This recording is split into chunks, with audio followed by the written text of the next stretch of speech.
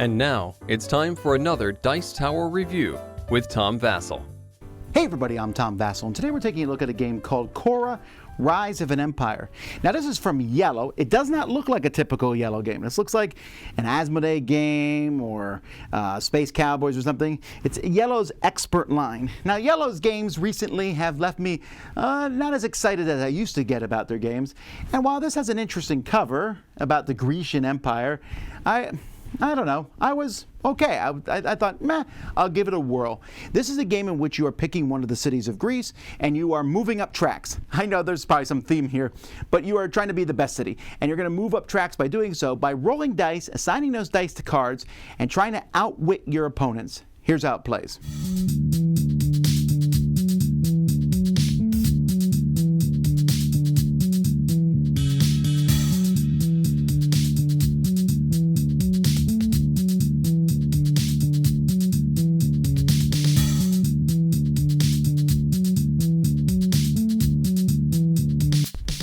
In this game, each player is going to get a color. You're going to have 2 dice of your color.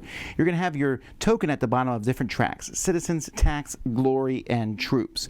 You're also going to have your own board, which is going to be modified by putting in a board for whichever starting your city you're going to have. So I have Olympias, but I might also pick Athens. You can pick them, or you can have them randomly chosen. And some of these are going to give you things at the beginning of the game. So for example, Athens says I start the game with 3 of these scrolls here. But other than that, everyone starts evenly. That's only difference there. The game is going to take place over 9 rounds. The first thing in each round is you draw an event card. The first event is always the same, and the last event is always the same: the growing populations and conquest of the Persians. But the other ones are shuffled in between. This event doesn't happen right away. It's going to happen later on in near the end of a round, so players can prepare for it after looking at the event. After that, players are going to tax, and however far they're up on the tax track is how much money they get. A lot of players won't have tax at the beginning of the game. You're going to have to work hard to move it up so that you can get that constant stream of income each round. After that, players are going to roll their 2 dice. Everyone's going to roll your dice, and sometimes it matters at the beginning of the game. It matters for whoever rolled the lowest or something, but for the person who rolled lowest is going to go first, but that usually doesn't matter. What players are going to do then is they're going to pick some actions they're going to do that turn.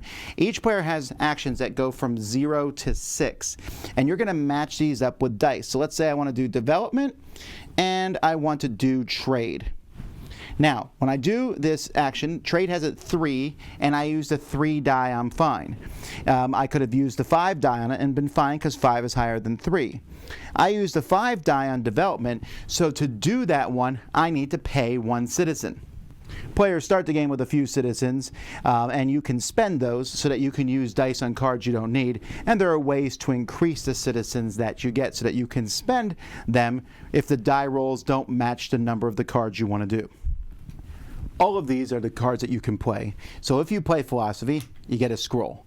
If you play legislation, you get 3 citizens, and then you'll draw the top 2 cards of the politics deck and pick one. At the beginning of the game, you're going to draft a starting hand of these, but this is the main way to get more legislation. Culture gives you victory points equal to how high your cultural level is. We'll talk about culture in a second. Trade, you're going to get 1 more coin more than your money level. And we'll also look at that. And then you can buy a token for 5 coins. Military, we'll come back to that. Politics lets you play a politics card from your hand. There are 3 different kinds of politics cards. There are ones you can play that give you a special ability. Like this one says, during the tax phase, gain 4 money if no other players have a lower culture level than you. There are cards that are end of game scoring. At the end of the game, you get points equal to double your tax level. And then there are one-shot cards, like this one, which just gives 10 points, the Colossus of Rhodes. Each of these you can play, but sometimes they have a cost. This one costs 6 money, and this one costs 4 money, and they also require you to have a certain number of tokens. So unless you have those tokens in front of you, you can't play them. Although you can always spend 2 scrolls to act as if you have a token of each type. Speaking of that tokens, there's two main ways to get the tokens. One is by buying them with the trade phase, where they cost 5 coins to buy one, and you would just buy from these piles up here. or you can conquer them during the military phase. During the military phase, the first thing is you're going to get troops equal to your military. So everyone starts here at the military track at 1, but if it's up here at 4, I would get 4 troops. That number is added here, so let's say I get 3 troops, I would add it there. I then can attack any region here that has a token that needs 3 troops.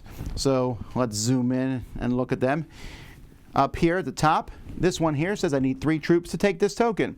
And then 3 of my troops are going to die. But I get a coin and a victory point. And I also get the blue token. The one next to it says I need 4 troops and 2 of them are going to die. I need 4 and 4 are going to die. I need 5 and 3 are going to die. And there's all different tokens that you can get here as you attack with these. There's knowledge. These are different types of knowledge. If it has a wreath around it, that's considered major knowledge. And in fact, if you conquer the city here at the bottom, it requires 15 soldiers and all 15 die, you get 3 tokens. And finally, action 6 lets you move on your development here. You're going to move up and you simply need the tokens that it shows there and or money. The last one gives you an end of the game victory condition, but like this one here, Athens says when you play a card, you get 2 money and 3 points. So Athens is all about playing cards as quickly as possible, while Corinth here gives you taxes equal to how many tokens you have when you move up there. So they're all going to be different based on each one that you have. After everyone has activated the 2 different roles that they pick, then players are all get to, in the progress thing, move up one of their tokens here. You can move up 1 token, you simply have to pay the cost that's listed in it, and they get more expensive as you move up. If you pay scrolls, you can also move up farther. So I can move up this one, it cost me 2. Let's say I have an extra $2. I might pay a scroll, pay $2 and move that one up also. You want to move up in the military track so you get more money. You want to move up the culture track because it can give you more points. And the economy track gives you more money. The military track gives you more troops. As you pass each one of these, you'll get a bonus. So on the economy one, you get points in a few spots and citizens in others. If you move up on the culture one, you'll pass taxes. And once you get to the 4th space, you get a 3rd die that will let you play a 3rd card. And the military will move you up on the glory track. After 9 rounds, you're going to be doing final scoring. You're going to score from the final ability on your card if you've reached it. You're going to score for these tokens, the major ones. Let's say I have 3 major tokens and my glory's at 4. I'm going to score 4 times 3, so you can move that up really high. You're also going to get points for politics cards that you played. As I said, there's a lot of politics cards in this deck. At the end of the game, you get points equal to your citizen level. So if I got my citizens all the way up to 15, this card will be worth 15 points. And you're also going to get points from other things that you get during the course of the game. You get points from conquering stuff on the board. You'll play cards that will give you, this one here, for example, just gives you 6 points.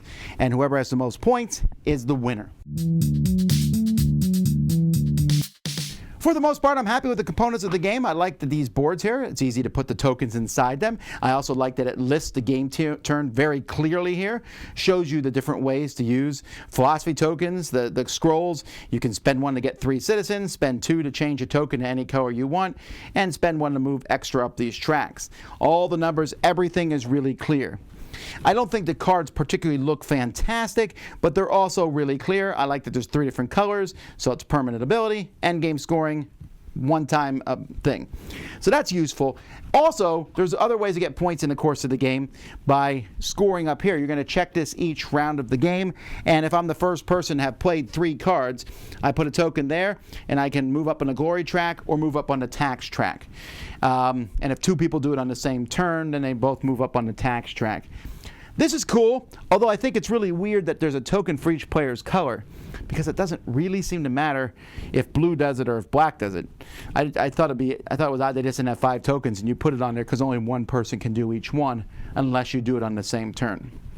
The whole game has kind of a spreadsheet feel to it, right? But it works. I think everything looks okay. I wasn't upset about the components.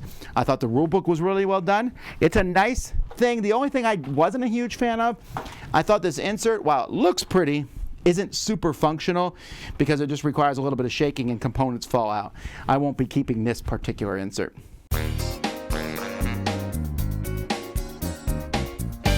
Sometimes when you're reading the rules for a game, you sit there and go, I know it's going to be good. Khôra was one of those games. I went through the rules and I was like, wow, yes, I like it. Roll some dice, assign those dice to actions, pick actions simultaneously with everybody else, take those actions, speed through turns, move up tracks. I love moving up tracks. I don't know why. And the tracks all work together. Move up tax to get more money. Move up troops to get more troops to go fight the different tokens. Get those tokens by buying them or fighting them. It just comes together in a really smooth game. Now, your first game, you have these cards, and you're like, we're supposed to draft them. I don't know what's going on. But by your second game, you're like, oh, I want this card. I want this card. Draft an initial hand of cards. And the game has some pretty clear strategies. Get a lot of money, buy the tokens you need, and play cards to get you points. Or increase your warfare and do that. That's pretty much set by your city. If you get Sparta, you want to fight. If you get Corinth, you want money.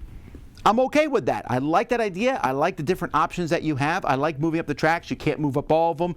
Which ones are you going to do? And the card play works really well. The most interesting part of the game is the choosing two cards and matching them with dice. And that part of the game I enjoy, but it also keeps me from giving this a slightly higher rating. If you roll low on the dice, then you use citizens to help you move up. And if you don't have the citizens, then you don't pick the action, right? So you got to be really cautious in that regard.